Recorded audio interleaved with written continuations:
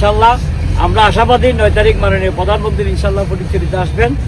আমরা চট্টগ্রাম 2 নির্বাচনী এলাকাকে একটি সমৃদ্ধশালী ফটিকছড়ি করার জন্য যে সুযোগ এসেছে, ইনশাল্লাহ আমরা 100% কাজে লাগাবো।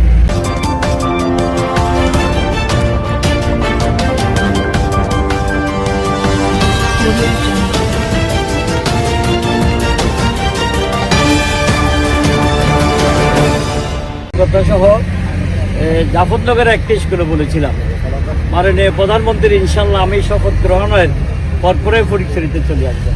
ইনশাল্লাহ আমরা আশাবাদী 9 তারিখ মাননীয় প্রধানমন্ত্রী ইনশাল্লাহ ফটিকছড়িতে আসবেন। আমরা চট্টগ্রাম 2 নির্বাচনী এলাকাকে একটি সমৃদ্ধশালী ফটিকছড়ি করার জন্য যে সুযোগ এসেছে, ইনশাল্লাহ আমরা 100% কাজে লাগাবো। মাননীয় প্রধানমন্ত্রী অবশ্যই ওনার একটি নির্বাচনী এলাকা চট্টগ্রাম 2 ফটিকছড়ি নির্বাচনী শহীদ রাষ্ট্রপতি স্মৃতি বিজড়িত এই ফটিকছড়ি নির্বাচনী এলাকা।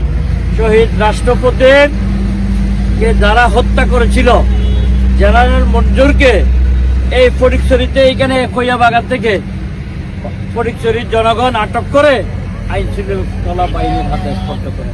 এটা মাননীয় প্রধানমন্ত্রী ভালোভাবে জানেন।